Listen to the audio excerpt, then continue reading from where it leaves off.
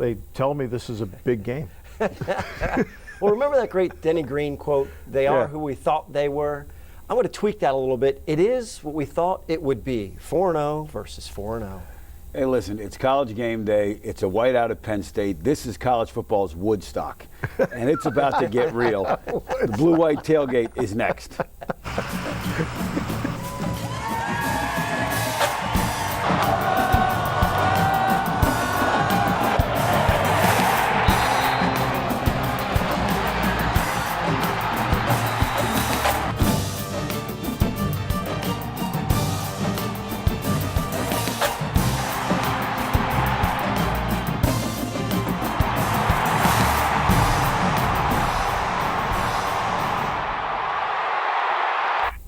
And we welcome everyone to Blue White Tailgate. Steve, Jay, Todd, Josh coming up in just a few minutes, along with Maria Taylor from ESPN who will be joining us as well.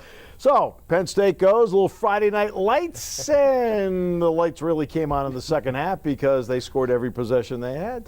They tested the scoreboard lights, didn't they, in the second half of that game? And I know there was a little angst involved with being behind at Illinois early in the third quarter, but this offense is just something special, especially after halftime, and they just laid it on them. No question, and it's a good thing they did because everybody was a little antsy. And you know what? They needed the points. I mean, you get into one of those games where the defense isn't quite playing like you'd want them to and having some trouble, and those are big possessions. Well, in the open, I mentioned Josh. Well, we're about to hear from Josh. Time now for the PSECU Update Desk and Josh Sperber.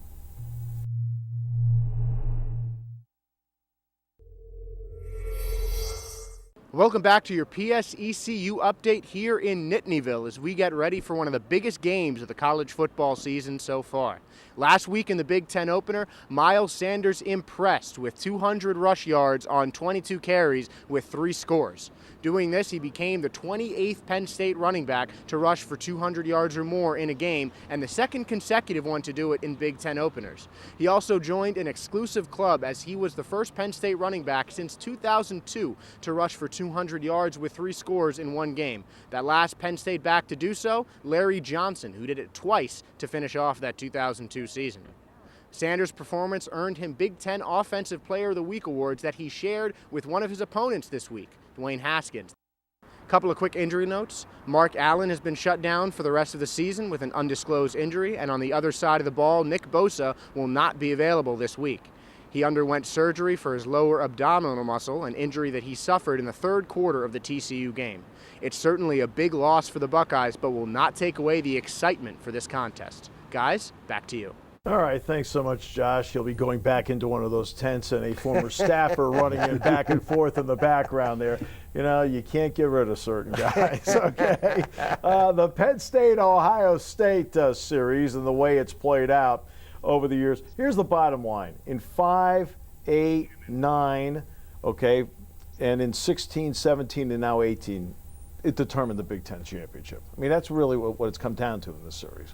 Well, Michigan's kind of gone AWOL. I mean, they haven't won the Big Ten since 2004, and so Penn State has been ascendant during that time from 05 on. Ohio State has been what they've always been. So, and Michigan State's the other one. So this is obviously a big football game. And it was interesting when the schedule came out originally. We saw the game as late September. Who's going to be ready for it, right? I mean, early in the schedule, you see this in October, mid-October, maybe even late October, but it's late September, and you're still trying to figure out who's doing what, and really early in the Big Ten schedule. But as you said, Steve, this one's going to be a big factor all year long. And part of that big factor, Todd, is going to be the whiteout. James Franklin certainly has embraced it. I'm challenging all of Nittany Nation. I'm expecting we'll have 110,000 plus in the stands. I'm expecting we'll have another 100,000 fans outside of the stadium. And we need to make it the most challenging environment in the history of college football on Saturday. Jay, you have coached in this environment. What is it like? Well, it's electric. I mean, you walk on the field, and if you're not pumped up, check your pulse and check out if you're not excited about this game. But it does create, I remember we played Oregon State in 08, second game of the year, and they came out and they saw all the students in white, and you could hear their guys' mama going, "Oh my God, you know, like what is going on?" But you know, Ohio State's been here, so it's going to be a heck of a night. Yeah, I mean, you've been down there. Yeah, absolutely. And Ohio State's used to this atmosphere, at least the coaching staff is. And we'll find out if the players are used to it and how they respond to it. Well, we'll find out. Coming up, we will sit down and talk with Maria Taylor of ESPN and also of College Game Day as we continue with Blue White Tailgate after this. And we welcome everyone back to Blue White Tailgate and Shop Talk presented by Ace Hardware of State College. I'm very pleased to be joined from ESPN, whether it's the sideline or Game Day, Maria Taylor. Maria, welcome. It's great to have you with us. Great to be with you guys. How's it going? It's going well, and we hope it's going well for you. And when your experience as an athlete, as a student athlete at Georgia, and you're not that far removed from it, how much does that help you in terms of your ability to think the way athletes do when you ask them questions, and also how to deal with coaches? Oh, man, it informs basically everything that I do, because I remember the times when I was in school and you're trying to grind through workouts in the morning and going to class and then practice in the evening and coming off of a loss and knowing what that feels like. But I think that it's an instant icebreaker. Usually when I meet a player for the first time, their question is, so what sport did you play? Because you can't be 6'2" for no reason. And so it's fun to kind of go back through my background and talk to them about some of the things that I've been through. And I've had this situation where you hated your coach, or had a situation where you love your coach, and how you grind through all these things. So it's fun to use my background to kind of help me in certain situations. And then I think as far as coaches are concerned, it's the same thing, because they'll even reference it. They'll say, well, you know how it is when you're doing X, Y, Z. You remember how that was. And so the fact that they have that kind of trust already instilled in me certainly helps. To me, one of the tougher items that anybody has to do in a broadcast is that quick interview either at the end of the half or going into the second half. That means you've got to come up with questions. You have to do it within the moment. How quickly do you try to get at least a line where you can get one or two in, and how do you approach that?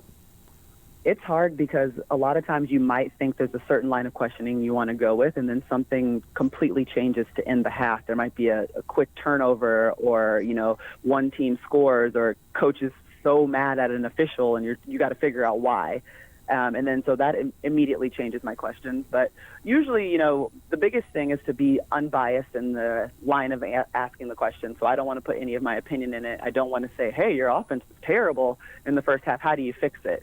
It's more of a, how would you describe what you're seeing from your offense, or diagnose something that's going on offense, instead of trying to get that emotional reaction from them, because I don't really want it to come out against me, although it's happened in the past. It is what it is. Yeah, we know. But you're going to get two questions. Some coaches are very eager to leave you, but I always get my two in.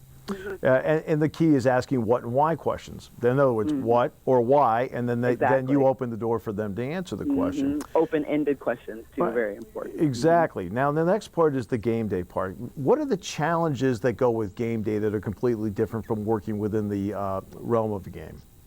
I think what people don't see is, if you follow me around on game day, I'm not in just one spot. So I start out maybe on the demo field, and then the next time you see me, I might be at the Pizza Hut House of Pie, which is not necessarily close to the set. And the next time me and David might be out in the center platform in the middle of the fans. So there's a constant movement to the job that I do. And then the next thing I'm doing is walking out, somebody, our celebrity guest picker. And so you have to always be in tune to the rundown, and you have to pick your spot, know where you are, and know how much time you have when you're on, because the producer has to worry about the show in its entirety. And so I have to be responsible for myself and where I'm supposed to be in every, segment and stuff like that. And so that's always interesting. And I think, too, just like the energy that you bring to game day is a different energy than maybe you bring to the game, because it is entertainment on game day. We are your entertainment. At the game itself is the entertainment, and we're just telling the story. So my role is completely different in that setting. And part of the role, you mentioned the game, and it tells its own story. You normally get the best game of the week because you're on that particular crew. What has that been like for you, realizing that you are seeing usually the best of the best each week? Well, it's just been surreal. I mean, this is my second season with the ABC crew with Chris and Kirk, and they're the best in the business. And being able to be at games like Oregon, Stanford, this huge Pac-12 matchup. And so I'm getting to see what happens on the West Coast when there's a top 25 matchup. And then on the flip side of that, we're going to do TCU, Ohio State. And so it's like, all right, so now we got this Big 12, Big 10 matchup where in years past I worked solely with the SEC network. So I was really only seeing, one conference. And then at that, we were the SEC network game of the week. So it was still it might have been Kentucky, Florida, and that was our big game. So it's great to be at games where every single win or loss has a college football playoff implication almost. Right. So we're almost following the lines of postseason, and we're seeing the cracks as they happen, and teams fall into them or jump over them or whatever that may look like, and it's so cool to be a part of that. And I know that I'll look back and be able to tell stories. I just want to get to the point where I've been doing it so long, I can be like, oh, yeah, remember back in 2018 when XYZ happened? Because I feel like they're always stunning me and doing that to me. And I'm like, no, I don't remember that, guys. I was in school. And you're going to get the Ohio State Penn State game in a whiteout, no less. What's your impression going into this one? Man, I'm really excited about it because I have seen Ohio State this season when they went on the road to TCU. And, they had to fight some adversity to win that game. And I haven't seen Penn State yet, but we were there last season for the whiteout, which was awesome. And, it's an electric atmosphere, and there's not much like it in college football. So I already know what the scene is going to look and feel like. Now to bring in Ohio State into that, where this is a game that could decide the Big Ten, is huge. So I'm just excited about the enormity, just how big this game is going to be. I know what the atmosphere is going to feel like already. And to see both these teams challenged to be their biggest challenge of the season. Maria, absolute pleasure. Thanks so much. Best of luck with game day this weekend, the rest of the season, plus the game on Saturday night and the rest of the year. Oh, you guys are the best. Thanks so much. Maria, thanks so much. Maria Taylor, ESPN, not only game night, but game day as well. We'll come back with more in a moment as we continue on Blue White Tailgate after this.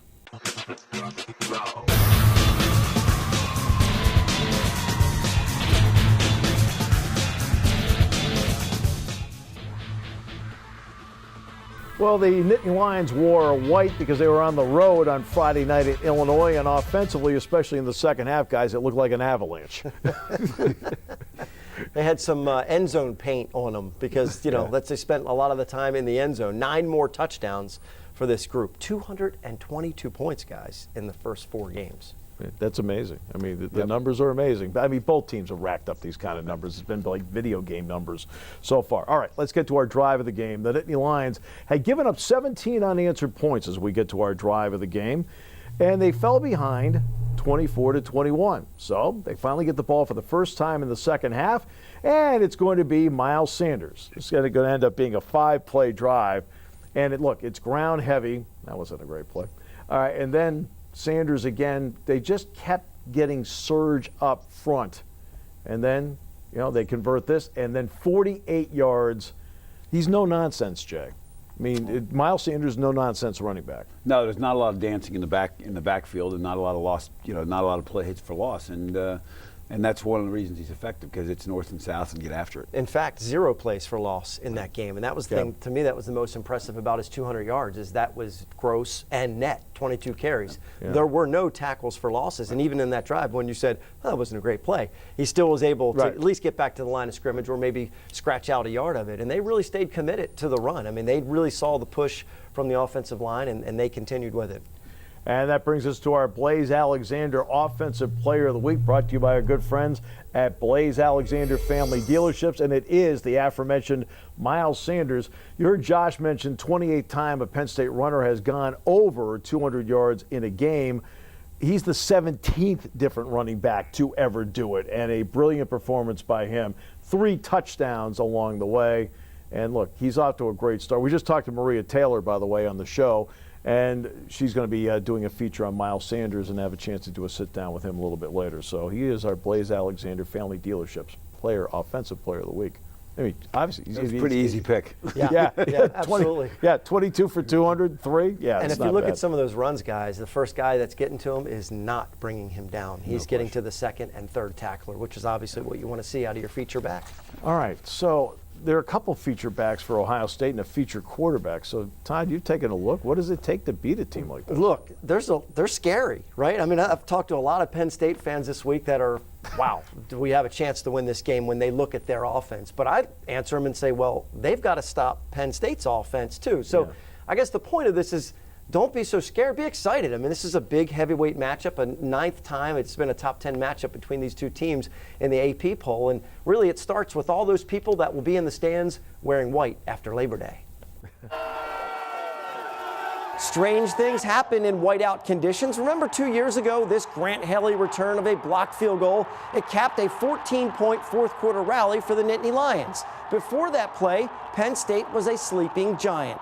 You need added motivation to win this one? They still feel the sting of a blown opportunity in Columbus last year. Fast forward to 2018. Trace McSorley is 26-5 as a starter, undefeated in Beaver Stadium. And perhaps the most compelling reason, they know they can win. We're going to put points on the board. Our defense is going to stop them 3 and out. And, we just got to play football the way we know how to play football.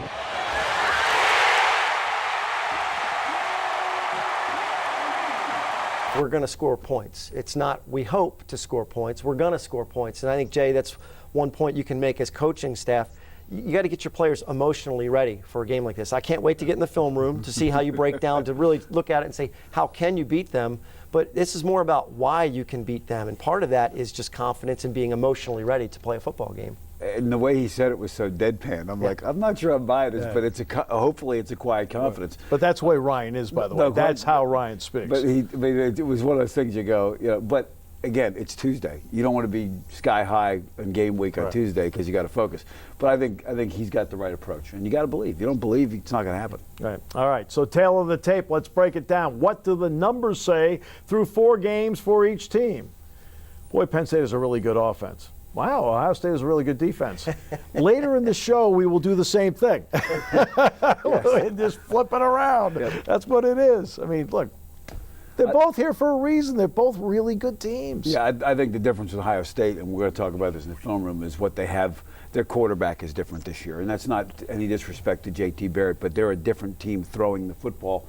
You look at, when did you ever think you'd see Ohio State throw for 345 a game? Now, again, they're not playing the greatest defenses, but somewhere Woody Hayes is throwing something because the old adage, you throw the ball, 2 things happen, or 3 things happen, 2 of them are bad, doesn't seem to impact Ohio State. Look, the number 1 scoring offense in the country, Penn State. The number 2 scoring offense in the country, Ohio State. And when you talk about it being a battle of heavyweights, is it going to be like a Rocky movie? Where they're down and then they get back up and then they get back down and they keep hitting back and forth and you think they're knocked out and then they get back into it. So it's really going to be just it should be a fascinating offensive matchup. Well, Ryan Bates was one of the keys in last year's game. He got hurt.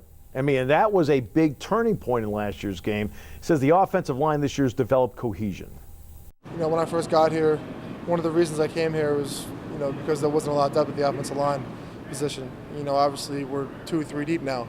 And, I think, offensive line is the best it has been since I've been there, but in the past couple of years. And, just come Saturday, we'll be ready to play. Hey, look, that's just the way he is. Okay.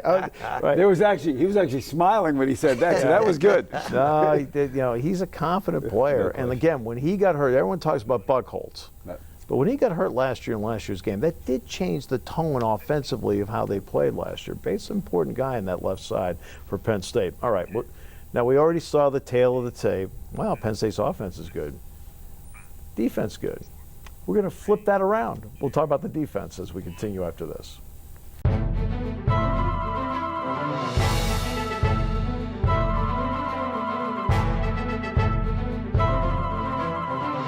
And we welcome everyone back to Blue White Tailgate. We've looked at the Penn State offense versus the Ohio State defense. Now we're going to flip it around, the Penn State defense against that Ohio State offense. So through 4 games, where's the unit right now? You want to take this one? You take it. I'll take it. Oh, great debate. I'll take it. I think Sure, one of the things is I think obviously against the run. Got to be a better defense against the run. Got to get off blocks a little better, and start to make some of those plays for losses that they have made in the past. So I think there's some development still going on at the linebacker position, which could be a problem Saturday night. Well, and I think the silence really was for effect. I mean, seriously, because we don't know. We're going to find out, and that's part of really what we're talking about here. But what I will say is that the offense obviously is momentum driven. Defensively, it seems to be that way too. I mean, they're figuring it out in the second half. 3 straight games, they've scored 40 or more unanswered points. You can't score unanswered points if you give up points. Right. So the defense has been figuring it out in the second half as well, making their adjustments and keeping the other team off the board. And so it's been somewhat momentum driven also on the defensive side. And let's get to our Blaze Alexander Family Dealerships Defensive Player of the Week. And this time, Garrett Taylor had a really good game, but Jan Johnson played really well, 6 tackles plus an interception. To me, this is a play right here. They talk about rallying to the ball. This is what you show your players, Jay, over and over again. Okay, Oyuwariye makes the play. Jan Johnson rallies to the ball. So if there was a turnover chain, who would you give it to there, Steve? I think you give both one, because it's a great play by the corner, but the hustle is what you love to see, and that's what that was a big play at that point in the game. Well, what was lost though is that you don't see the play in front of it. Johnson, even though he didn't get credit for tackle for a loss, first play they ran, he shot the gap as the linebacker and took him for a half-yard loss on the play. Then he made that play. Yeah, and pre-snap reads, the whole thing, everything's going to be important and elevated against Ohio State. And Jan Johnson was in the right spot at the right time, several plays there. All of their athleticism is going to be tested, though, this weekend against Ohio State. Everything needs to be ratcheted up a little bit. And I don't think any of us are going to sit here and say they're not going to give up points. They're going to give up points. It's just a matter of how many. Can they keep them out of the end zone? Sure. How much can you stiffen at the moments that you need to? And with that, Todd, we go to the tail of the tape. Take all the Penn State numbers offensively from the previous segment and throw them into this segment.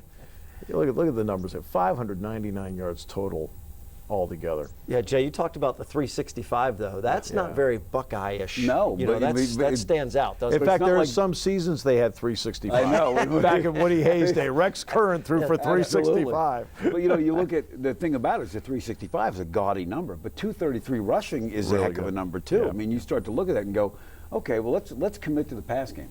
Well, they're going to gash the hell out of you. Right. Can I say that? Yeah, sure. You just did. Well, you just did. You just did. But, so let's take away the run game. The thing about these guys, you miss a tackle in the secondary, it's 7 points. Yeah. Kent State, you miss a tackle, somebody's going to catch them. Pitt, you're going to catch them. But these guys, you're on the razor's edge all day. Yeah, and again, 50-50. When you talk about balance, it's the threat that you can do either with complete competence, and they've got the threat to do either one with complete competence. And in terms of Dwayne Haskins, look, for James Franklin, can they make them uncomfortable by getting him uncomfortable?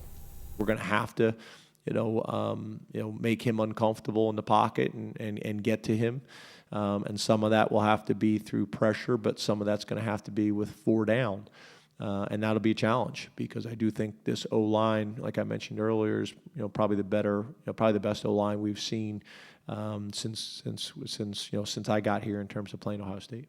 Yeah, and that secondary gets put on an island when you blitz. Now you're asking them to cover some really good wide outs and an H-back in Paris Campbell. Half a second, 1 second, that makes a difference. And if you give Dwayne Haskins a little extra time, and it's funny, he was co-offensive player of the week and for his 1/2 of work against Tulane. But when you watch the film against Tulane, there was no one anywhere near him, and he just picked him apart. He could have been in shorts and a T-shirt doing a 7-on-7 drill in the Tulane. And I say that with all due respect to Tulane. Ohio State was just that good. All right, second half adjustments. Todd's alluded to it so far. Jay started to, and then let Todd take it from there. So, Josh, what about second half adjustments? Guys, Penn State has gotten off to a strong start so far this season, and a big reason for that is their second half play. On offense, they've put up 64% of their total points in the second half this season, and on defense, they've been great as well. In each of the past 3 games, they've allowed fewer than 200 second half yards, and in each of those games, they allowed fewer yards in the second half than they did in the first. Against Illinois was a prime example. They outscored the Illini 42-7 in the second half, and that third quarter reception by Ricky Smalling was the first point Penn State had allowed in the second half since Appalachian State. They've been exceptionally strong on defense and have had a winning mentality in the second half. A lot of guys in the first half, we be so antsy and we get out the framework of the defense. When Coach Pryor come in and talk to us and we make our adjustments and stuff like that. But for us to just we ain't have a complete game yet. That's just the scary part. I think when we just have a complete game, put it all together, we're going to be real good. We have a finish mentality, and Coach Franklin stresses that a lot within the meetings, within practice. We got to finish all 4 quarters, and that's the game of football. College football is 4 quarters. You're not playing 3 quarters, you're playing 4. So, and that's what we do a good job of. And shout out to Coach Franklin and the coaching staff for making us players do that. They'll need 2 strong halves to beat a 4th-ranked Buckeyes team that is looking dangerous. But if Penn State closes out the way they have lately, it could be enough to get them a win. Guys, back to you. All right, thanks a lot, Josh. I want to get to Dwayne Haskins for a moment and direct this to Jay. When you watch him, obviously, great setup, beautiful arm. Just throws a great ball. But does he throw in certain situations with enough touch? Oh, I think. I mean, he throws it pretty hard. There's no question. That ball comes out. But they throw a lot of crossing routes. He's been very effective. You don't complete 72, 73% of your passes if you're not throwing you don't have all the throws in your bag. Yeah, and because he's got the fastball. Oh, There's no doubt about that. He's got the fastball. So does he have a slider and a changeup? But he makes this one thing about him. He makes good decisions very quickly. That ball. I mean, you want to try and pressure him, but that ball gets out when it's time. And we'll see if he recognizes. I mean, we were talking about this earlier. How much does he run to throw or throw to run? And he's much like Trace McSorley, where he'll move himself around but keep the eyes downfield and still make the big play. He's still looking to throw it as opposed to just tucking it under and running. Look, you got 2 of the top quarterbacks in the country on the same field here Saturday night. Okay, 2 of the top 5, 6. They're just really good. Well, we'll go to the film room. Todd and Jay there next as we continue after this.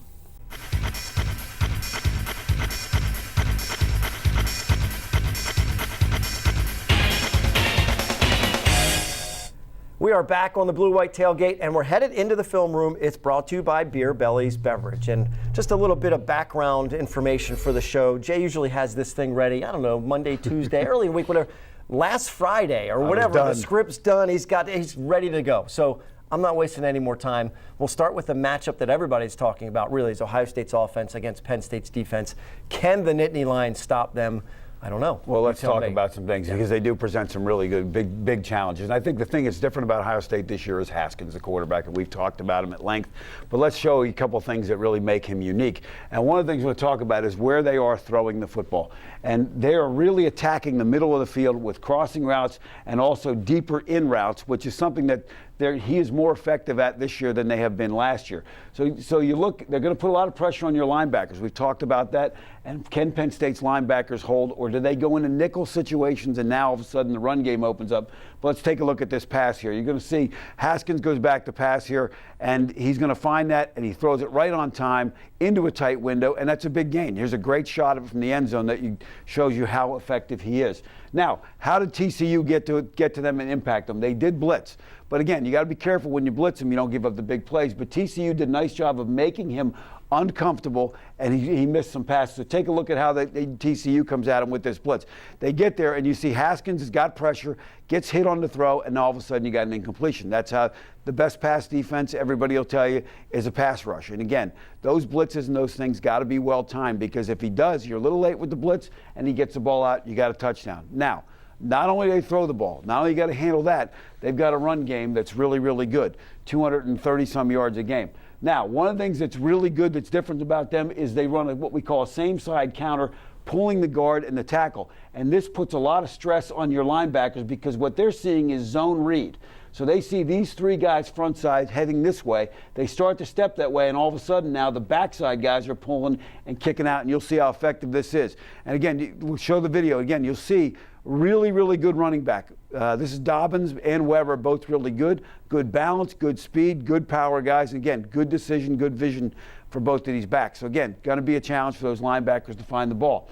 One other thing is, again, everybody wants to blitz the quarterback. Everybody wants to go after him. But the thing about Ohio State that they have is if you miss a tackle, or if you're just a step late, you're going to give up a big play. Here is a quick little wide out screen to Paris Campbell. They just come out and block here. You're going to see this guard come out and block on the corner out here, and all of a sudden now you got a guy loose. They motion this guy out to get them to adjust the linebackers, and then they throw it backside. Take a look at the video here. This guard comes out and blocks the edge, not the corner. I misstated that. He blocks the guy in the alley. But again, looks like that should be a gain of 8. He puts on the afterburners, and TCU's defense can run. So that tells you how fast he is. Well, Brent Pry's got his job cut out for him this week, and it'll be interesting to see what he comes up with, how he deploys Micah Parsons, and what they can do creatively to try to stop them. When you talk about same-side counters, you talk about the other guys pulling, you have to have athletic and smart offensive linemen, and they've got those guys that can do that. But defensively, if you play instinctively to get into the backfield and not sit back, that's how you blow up those kind of plays, I would imagine. No question. Okay, all right. So let's switch to the defense and the offense for Penn State, because I've said to a couple of people, hey, they have to stop the Nittany Lions too. Let's not forget how good their offense is. No question about it. And this is a team that sees RPOs and things every day in practice. They're going to see it, much like Penn State's defense sees it every day. But they've got, let's just talk about Ohio State's basic defense. They're 2 safety high. They're going to put pressure on your outside guys. Whether they go to man or whether they play zone, they're going to make these guys get off the ball. And that has been a little bit of an issue for the outside guys at Penn State. And again, will they play 3 linebackers when Penn State's in rundowns with 3 wideouts and 1 back? We'll see. Again, against TCU or Tulane last week, they were in this set a bunch. But again, they're going to put some pressure on here, and Hamler's a guy that if he can get on linebackers, is going to have a big day. So let's take a look at how they do that from the video. You see the 2 outside guys. They'll bail sometimes. They do a great job disguising their coverages. So Trace McSorley's going to be awfully sure about what he sees. One of their blitzes they like is a double A-gap blitz. This puts a tremendous amount of pressure on these 2 guys because he's got to take one side, and this back's now got to step up and take this, and these guys are pretty effective when they blitz. Take a look at from the end zone shot, and again, this kind of gives you an idea what it's like to play quarterback, and it's not always pleasant when those guys are bearing down on you. One of the things Ohio State does probably as well as anybody, and one of the reasons you may see some tempo out of Penn State to speed it up is when you don't get in the tempo, they are able to disguise coverages. They'll show you 2 deep, come to 3 deep. They'll show you blitz and bail out. And here's an example where they show blitz. TCU makes a call with their offense, and they bail out, and you'll see what happens. Right now, everybody's thinking blitz. All of a sudden now they're only rushing 3, dropping 8, and now TCU's quarterback thinks before the snap where he's going with the ball, and all of a sudden you got a guy there to play it. Now, how does Penn State kind of take out, how would Ohio State kind of defend Penn State if they want to take out KJ Hamler with a DB in the slot? They go to a man free, and when you get in a man free, your real worry is now the running quarterback. Ohio State handled that against TCU with the middle linebacker. Penn State's got to be ready for that. So if McSorley gets out of the pocket and starts to run, he's got to find this middle linebacker, and you'll see this on the video. You'll see it from the sideline, and then from the end zone, you'll really see how that linebacker's eyes are on that quarterback all the way. And again, for Penn Staters, remember the 05 game, you probably remember Paul Posluszny running down Troy Smith quite a bunch. And that's probably what Ohio State's going to try and do with McSorley. Is this fun or what? It's going to be a lot of fun. What a matchup. Oh, no question. What a matchup. Just so much fun. Professor Paterno, we always leave the film room a lot smarter. Double A-gap blitzes. That's scary. My goodness. All right, I'm glad I'm not playing QB. Exactly. More Blue-White Tailgate is coming up after this.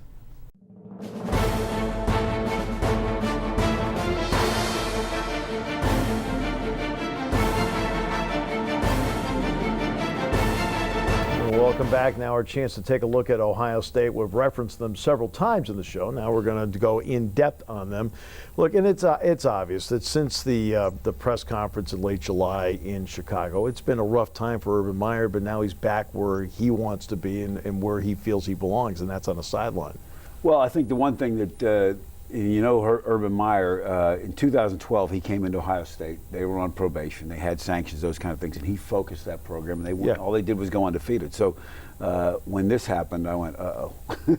Because this team's going to be focused, and I know how those players feel about him. I know how that coaching staff feels about him. So I think they're going to be very, very focused. I was in the room at Big Ten Media Days when he made that comment, and I was doing something else to get ready for something.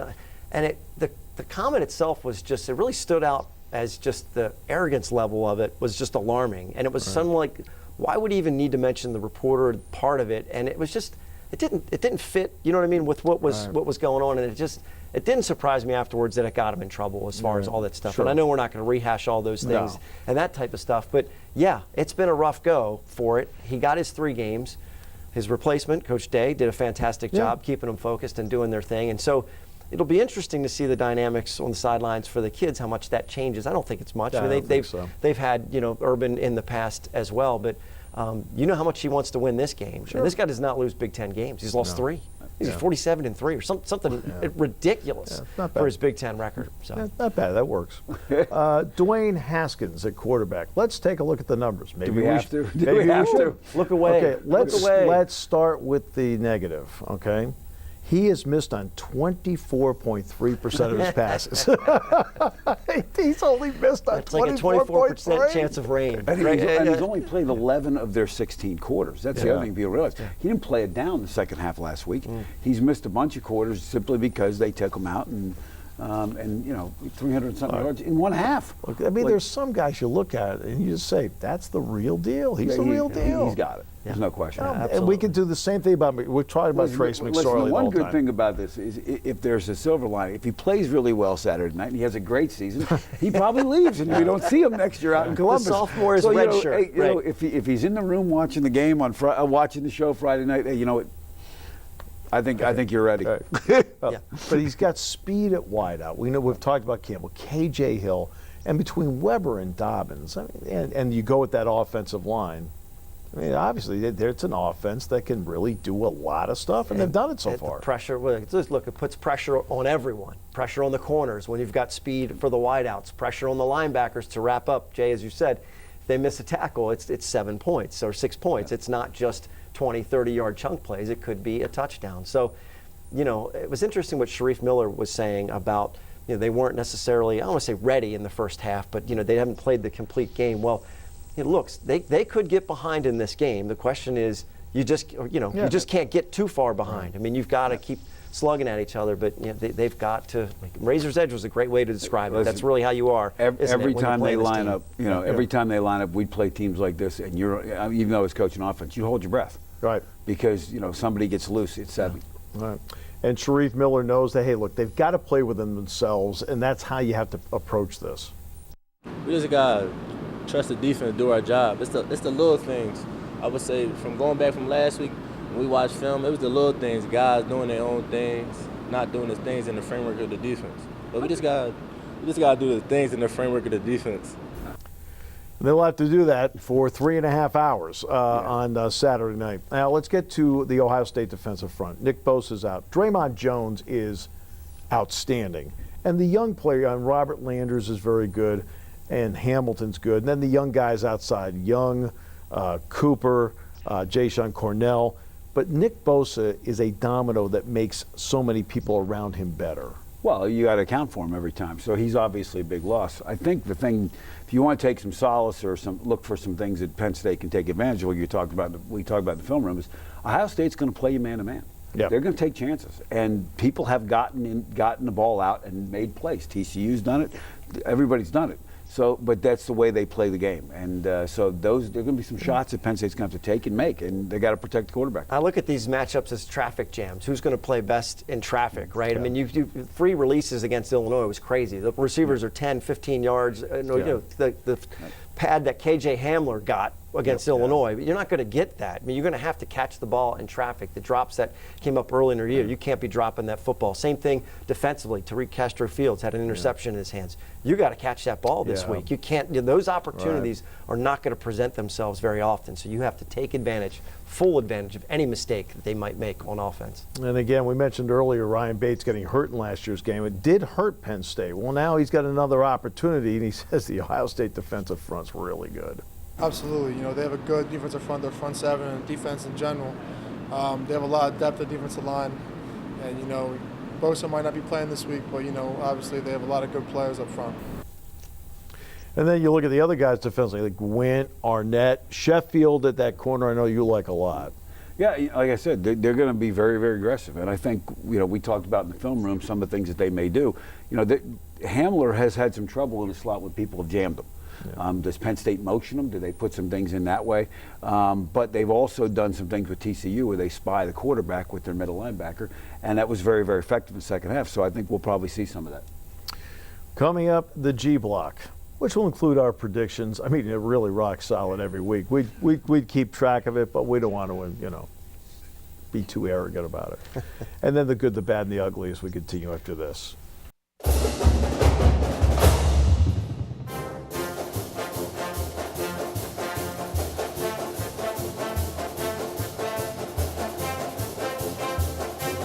All right, let's have some fun. The AP Top 25. Let's take a look at that. And, I mean, I can't believe they're voting Alabama number one. What games are they watching anyway, really? Now, look, take it down to the next page, because this page is fine. All right, Syracuse, Duke, and Kentucky usually show up in NCAA Final Fours. They are a combined 12-0 between the three of them, and for the first time since 1957, all three are ranked in the top 25 at the same time. Well, think about this: Kentucky and Georgia. Who thought that would be the game of the year in the SEC East? And it may be. It might be. It may shape up to be. And Kentucky's played really good defensive football. So I mean, they're there for a reason. Pretty cool to see them in there. Now, how about LSU climbing all the way to 5? Good old Ed Orgeron, still got that team focused and getting the job done. Hey, listen, if you're only basing on what you've done this season, LSU should be 1. Yeah. They look You good. can make that case. They're not making that in Tuscaloosa. No. All right, let's get to the good, the bad, and the ugly. My good, the whiteout. It's just one of the great things about college football. There are a lot of great traditions all over the country that happen. Here, that's one of them. Guido D'Elia got it going back in the mid-2000s. It's amazing how everyone has embraced it. They love it. They enjoy it. It's one of those fun event nights of the year. All right, so now we get the bad. Okay, Todd and I got the bad and the ugly. We're going mascot. We're going mascots. My bad is not 1 but 2 college mascots getting decapitated this weekend. The first, the Colorado Buffalo, had a little issue with the gun that ended up with him getting taken out on the cart. And then the BYU Cougar, as he's doing his flip, loses his head, probably traumatizing a lot of young children in the audience. Yeah, they rushed to his aid for sure. I'm going to rename the segment "The Good, the Bad, and the Gritty." What is that thing that the Flyers are rolling out there on ice? But, you know, I think they should only have it out for Halloween in October. But, you know, I think it's going to be one of those things in Philly that they become endearing. It's like the ugly dog contest. And this guy's been through the fight clubs in South Philly. You know what I mean? It's just one of those things. And he's already taken a header on the skates. Yeah. All right, he was out there trying to, again, shoot T-shirts into the Think about how many children are going to be traumatized because their parents are going to be like, "Hey, let's get your picture with Gritty." No. I think there'll be My more. kids are afraid of sitting on Santa's, going to see Santa. What would they do with Gritty? I think there'll be adults wanting some photos with Gritty. Oh, my goodness. All right, so let's get to the picks. Always great to get to the picks. And, Todd, you get to go first. The aforementioned Kentucky against South Carolina. I'll make it quick. 17th ranked Wildcats, a football powerhouse. All that history and tradition. We'll go with Kentucky. They look good. Well, I got BYU at Washington. This is probably one of the more intriguing games of the whole weekend because BYU has gone to Wisconsin and beaten them. I think Washington's wideouts. They have too much at wideout, too much at quarterback. I think they win this one, but I think it's going to be a close one. Well, Josh, you end up with West Virginia and Texas Tech. You're going to have a lot of points. You got to like Will Grier as a Heisman candidate, but I like the way Texas Tech is playing just as much. Freshman quarterback Alan Bowman is making a name for himself, and Texas Tech is coming off of a big win in Norman where they hadn't won since 2001. I'm going to go with the Red Raiders with the upset. Steve, who do you got? All right, Josh. I've got Stanford and Notre Dame. I had a chance to talk with Todd Blackledge earlier in the week, and he had Notre Dame last week. And he told me that Brian Kelly really likes his defense a lot, but he made the move to Book because he felt that was the part that if offensively you get just a little bit more, which they did last week against Wake Forest. I'm going to go with Notre Dame at home in this one. I just got a feeling that they're playing pretty well, and for Stanford, that was a pretty emotional win last week. All right, keys to the game. Every segment, of course, Todd goes first, and this is presented by Aaron's. Go ahead, take all the really good keys. Okay, well, I'm just going to say finish strong. 2016, Nittany Lions rallied in the fourth quarter to win. 2017, Buckeyes rallied to win.